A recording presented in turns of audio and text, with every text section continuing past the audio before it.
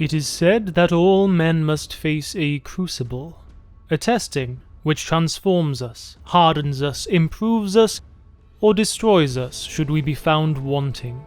It is through adversity and resilience that all of the Imperium continues in spite of its systematic brutalism. Aspirants suffer in order to become transhuman warriors. Prospective astropaths undergo the soul binding in order to join the choirs of humanity. In 1,000 ways across 1,000,000 worlds, do we all face hardship and struggle amidst the grim darkness of the 41st millennium. Yet one chapter is all too familiar with the Crucible. This chapter of Space Marines suffered slaughter and invasion, the likes of which near wiped them out, both in part due to their enemies' abilities and their own blinkered dogma. Their war doctrines and strategies that had seen the chapter through the worst of the Indomitus Crusade were thrown out by cruel necessity. The spirit of the chapter transformed out of bitter need. For wolves they indeed once were, yet now are wolves no longer. For a wolf thrives in the ice and the mountains, the fire of its fury fueling the will within. Alone in the forest, with the oppressive weight of ages upon them and deadly opposition ruling the skies, they became ghosts. This is the tale of a chapter brought to the brink and ravaged apart. They died, and yet their ghosts live on. Silent, brutal wolf spirits of Sequoia, the world they call their own. These are the Mosfangs.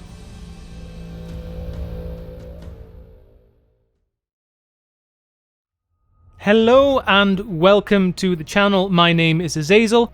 It's a bit of an odd entry today, but let me explain.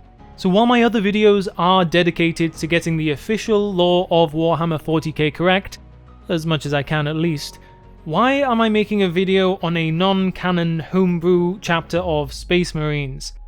Because there are a plethora of brilliant writers with incredible imaginations out there, from actual authors to the guy at your local hobby store who comes up with the best backstories for all his figurines. So I will slowly start this series, trying to promote some of the most fun homebrew content I can find. And today's entry, the Mosfangs. Quick notes, I don't use AI on the channel.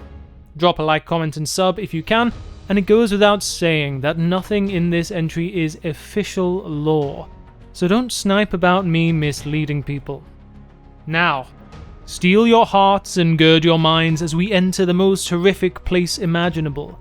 The place where hope goes to die and where thirsting gods rack the souls of billions, while directing madness on the stage of our galaxy as easily as puppeteers pull on strings. Welcome to the 41st millennium.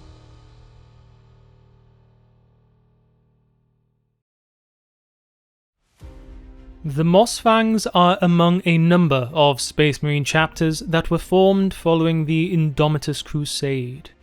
The myriad legions of Primaris Grey Shields that littered the stars were dispatched to their own territories, their own protectorates, the hold that the Avenging Sun had over them relinquished in the name of expedient politicking, lest the bickering and blinkered politicians across the Imperium name him the new Horus. The Mosfangs were one such chapter, yet they are far removed from the chapter that survives to this day. For upon their feral forest homeworld of Sequoia, along the eastern fringes of the galaxy, they stalk amidst towering redwood trees in silence. Their deep, muted green and red armor, the coloration of the mud they trudged through to survive, giving no sign of their presence. They are hunters, stalkers, and predators one and all. Not for them is the glorious charge and the litanies and hymns along the front lines of battle. For them there exists only the kill, the swift cut that brings death, heralded by only the faintest whisper of footsteps along the forest floor. They have, in so many ways, learned from the Mosfang wolf itself, the namesake of their chapter, a predator of megafauna that does not howl like its brethren, but strikes from the dappled twilight in the depths of the forest, fading away only when it has had its fill. But it wasn't always this way. They were once brash and bold, fierce and foolhardy. As Grey Shields during the Indomitus Crusade, there was no greater glory than the rush of the charge, the thrill of the fight, for the honour of Russ and the Allfather as they advanced their way into the jaws of the enemy and crushed them underfoot. They cracked the earth beneath their feet with tank treads and swift assaults. They were brutal, unrelenting and unforgiving in doctrine. They advanced forwards, using their neophytes as shields, testing them in the savagery of endless gore. Their most noteworthy campaigns were those against the orcs and heretics, and so their tactics grew to rely on brutal momentum. The fury of Leman's Geneseed, the legacy of Fenris, and their own honour saw them annihilate the foe beneath their fangs. In bright silver armour, with green and red pauldrons, none could stand against their direct assaults. And this perhaps was the problem. For pride follows success as carrion does the kill, and so too does pride oft turn to arrogance with age. For in this chapter was the legacy of the Russ, and that of Fenris, yet they were of Fenris no longer.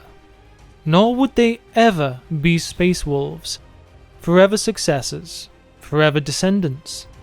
Cheap copies mass-produced by Belisarius Cawl and his Martian manipulations. Yet they were better, weren't they? Their successes in battle proved this. Not content to be known as mere successors, arrogance took root within their chapter's attitudes. In their folly, they formed their own bastardized version of their progenitor's culture, focusing only on the brawn of the chapter, and ignoring the wisdom innately present behind those ancient sagas. And so it would be their downfall at this, the Siege of Sequoia.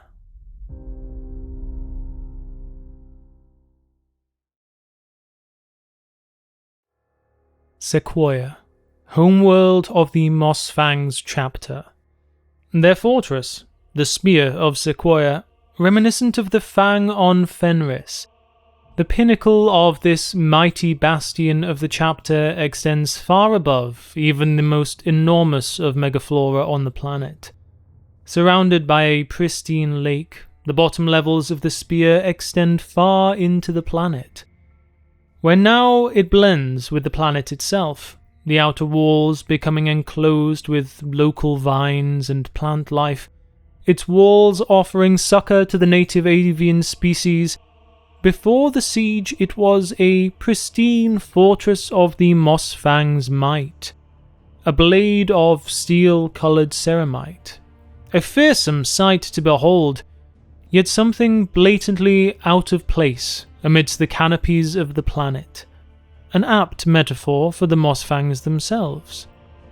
The chapter, underneath the command of their chapter master Shrenfir Yengir, the Red Wolf, had suffered during a campaign against the Orcs upon the imperial world of Octodra. So it was the entire chapter had amassed upon Sequoia, a chance to rest, to rearm, for the Skalds to sing the praises of the new battle glories the chapter had attained in service to the Allfather. Yet it was then that the Tau arrived. Bearers of the greater good had become overzealous and overreaching in their expansionist ways. The Kel'Thus Sept, understanding that if the Mosfangs could be rooted and wiped out upon their homeworld while the entire chapter was gathered, then nearby systems would have no other choice than to accept the teachings of the greater good.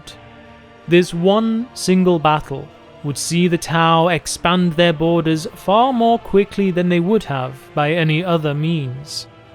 And so the air, fire, and earth casts swept into action.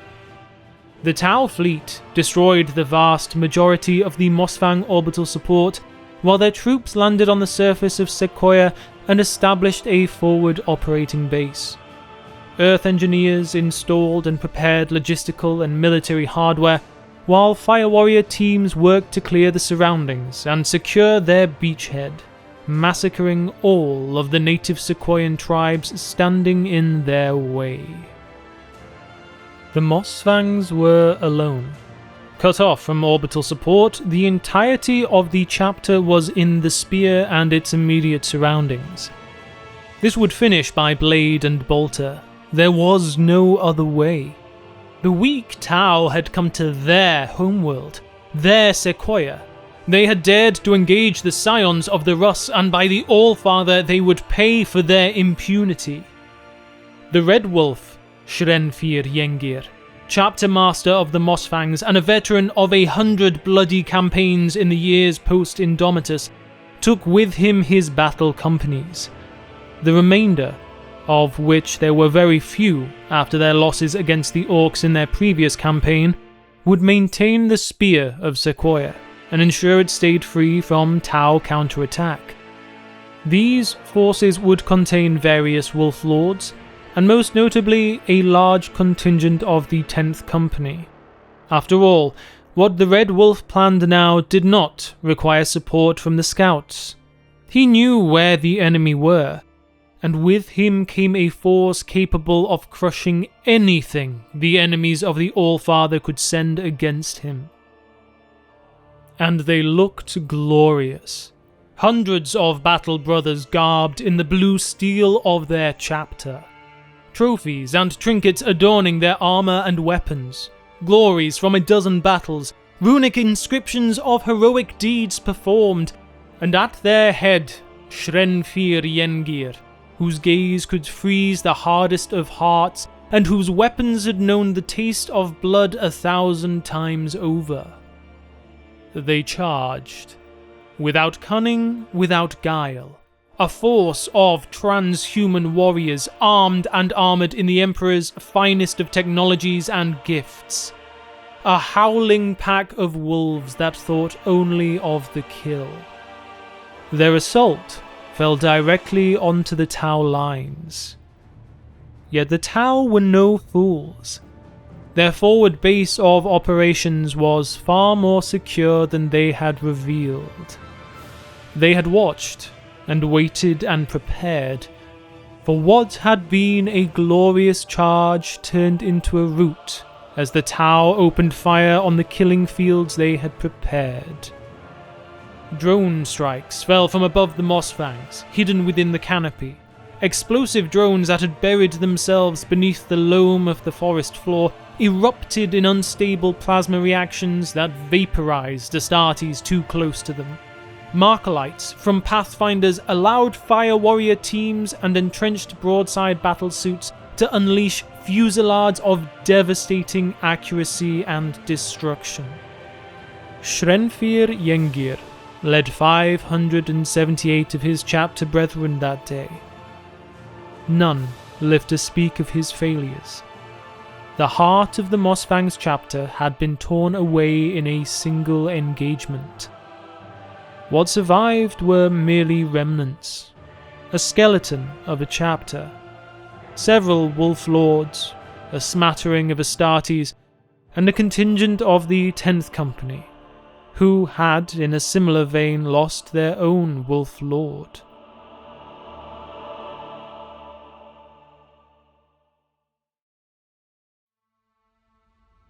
Inside the Spear of Sequoia, the gruff barks of the remaining leadership dissented and challenged one another with rage and anger at losing so many brethren. Some called for vengeance, for fire and rage and one last great charge against the Tau. They may have lost this world, but they would at least fall in glorious battle, attempting to take as many of the foe with them as they could. Others demanded the defensive role, to bunker down and allow the enemy to besiege the spear and cling to the hope that they could outlast the storm. Though unwavering by design, these Primaris had let their failures grow beyond sense. It fell to the battle leader of the 10th Company to speak against the madness of his brothers, for he knew deep down that these men, these experienced battle leaders, were not inept. They were not foolish. They were hurting. As a wounded animal would snap at those who would try to help it, the surviving Wolf Lord's instincts of war were a knee-jerk reaction, bound into them by the years of dogma and doctrine. Atyorn Tenris, battle leader of the 10th, spoke up in memory of his own wise Wolf Lord, and told tale of another way, another method of waging war, one that called upon all they had forgotten, that of the silent kill, the slitting of the throat in the darkness. No glory, no charge, no battle cry. Merely the spectres of death incarnate. Not the way of the true Wolves of Fenris, but the new way of the Mosfangs of Sequoia. Not all were swayed, of course. Those of the Russ and his blood have stubbornness forged into their very bones. Yet to not adapt would be to die, and the Mosfangs demanded more death before they fell to this Xenos threat. Like the forest itself, they too would need to grow beyond themselves. The Wolf Lords of the surviving companies acquiesced to Atyorn's requests, mottling their proud steel-blue battle plate in the mud and moss of the forest, to no longer face battle head-on, but to stalk and pounce and strike from the shadows. They ambushed convoys, led reinforcements into traps, tricked Markalite drones, and sabotaged power generators. Old hunting traps, without the trace of technology that would give away their position, were scattered throughout the forests, the same used by the tribes which hunted in the undergrowth, visible to those who knew what to look for, and devastatingly brutal to the Tau who triggered them. The Tau advance had now stalled. They second-guessed their strategies as they tried to adapt to Mosfang's new ways of war. And when opportunities arose, Mosfangs would creep in and assassinate Tau commanders, leaving only the severed heads of the Blueskins, a horrible effect on Tau morale. Mosfangs fell too, of course. Scarce in number though they were, they still fell. Those of other companies, whose experiences as scouts was but a distant memory, whose ways of war had become so entrenched in their habits, struggled to adapt. Those that came up short fell, the old guard culled, yet those that survived became all the more adept and dangerous amidst the ancient foliage of Sequoia. Though brutal, these Mayas, mountains and forests would be their first and only proving grounds. Yet the Siege of Sequoia was not yet done. The Tau were not yet finished. In the closing weeks of the battle, remnants of the Mosfang fleet would return with the assistance of Imperial reinforcements, decimating the Tau above orbit and stranding them on the world. However, operational obligations would force the Astra Militarum to leave the ground war to the chapter. The Tau forces on the planet were still great in number, and at their greatest checkpoint, the Beacon of Conquest, the Tau had fallen back and reinforced their mightiest operating base on the planet. From there, they would be calling for reinforcements. Should they prove successful, the Mosfangs would not survive another incursion. The beacon had to be destroyed. Atyorn summoned what remained of their forces. Victory would need to be both cunning and brutal. a mix of old and new. Sacrifices would have to be made to secure victory. Failure here would mean another system taken into the greater good's grasp. A group of Mosfangs would need to assault the beacon, to arrive in force and fury and flame that would draw the Tau forces from their positions. A force that would have to be entirely committed and pose a serious threat. Threat enough for Atyern and his most skilled hunters to infiltrate the beacon and disable it permanently. The Old Guard, the false fangs that yet remained, understood what they had to do, what they were being ordered to do, and yet not one of them would have refused, even if given the opportunity. They were warriors of 100 battles, caught between the spirit of the new and the legacy of the old.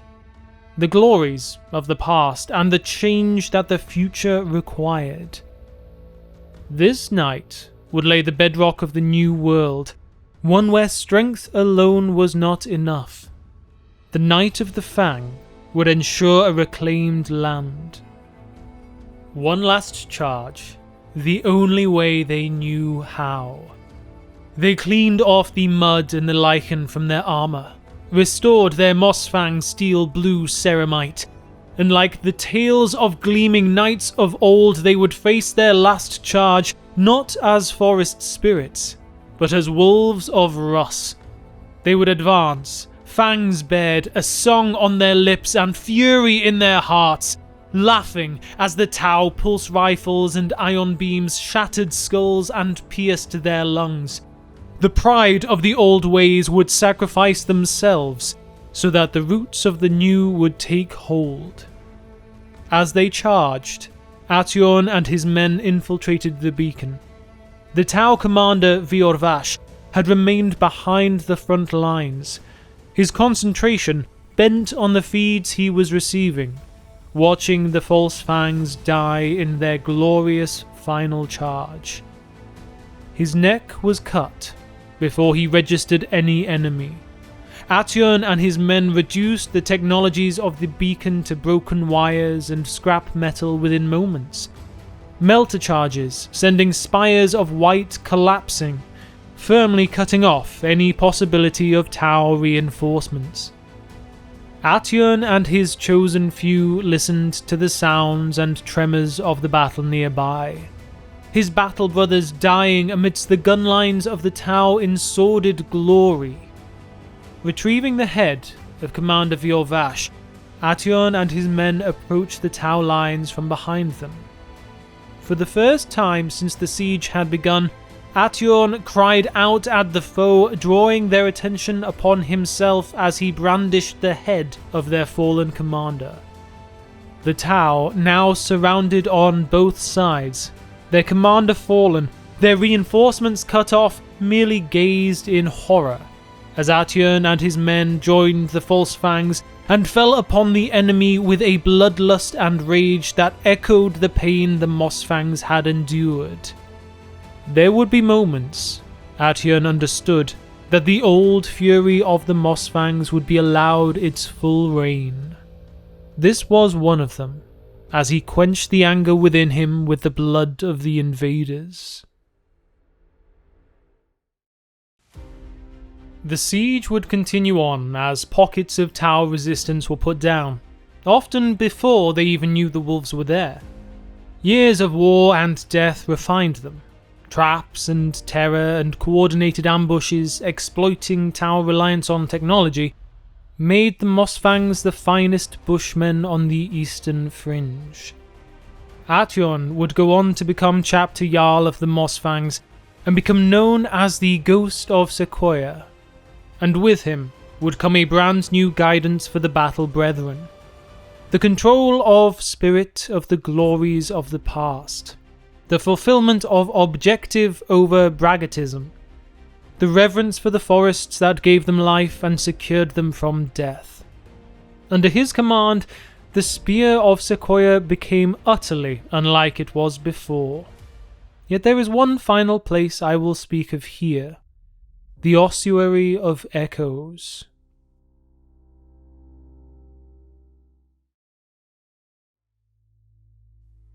Deep, deep below the spear, beyond its endless chambers, beyond those secured armoriums which house the chapter's most powerful relics and records, beyond where the Mechanicus's blueprints cover is the ossuary of echoes. It is a reliquary vault of grief and remembrance. Here, within a series of unlit stone chambers, the chapter laid to rest the shattered remnants of warriors too broken to be named, those whose gene seed could not be recovered, whose battle honours were lost to fire, or whose identities were obliterated in sacrifice. This is not a place of glory, but of weight, a sacred wound in the heart of the spear. The vault is lined with broken armor plates, blackened bolters, and ruined melee weapons, some mounted on walls in reverent silence, while others rest in heaps in the center of the largest chamber upon a vast stone plinth towering into the rock ceiling. Above this plinth hangs no banner, instead a single wolf skull, scorched and fused to the wall during the siege, watches all who enter. No rituals are held here, no ceremonies, only silent visits.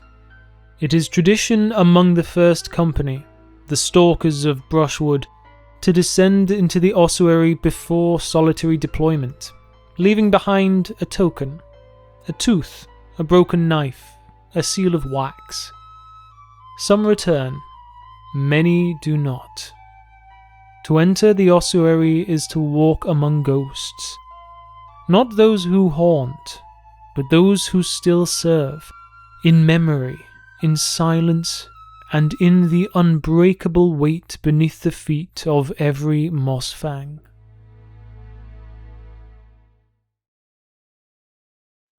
And all of this is simply the tip of the iceberg. This homebrew chapter has a veritable plethora of reading materials out there available on their Discord for anyone who wants to hear more about them. From raiding parties during the Siege of Sequioia, to their relentless crusades against orcs, their diplomatic negotiations with knightly houses, extended lore on each company, Necrons, Tyranids, Chaos, you name it, they've done it, or they plan on expanding the lore on it soon. So if I've piqued your interest about this relatively unknown homebrew chapter and you would like to know more about it, I will put the Discord link down below. I'm sure that the current chapter master would love to have anyone and everyone joining in, and if you've got the gift of the gab or enjoy telling a tale or two, I'm sure the Mosfangs lore would benefit greatly from another story or two from you yourselves. With that said, are there any other homebrew chapters that you love, or that you think deserve a little spotlight? And while I do intend to stick with official canon lore on the majority of the channel, I'd love to drop the odd episode of these along the way, so send me some suggestions.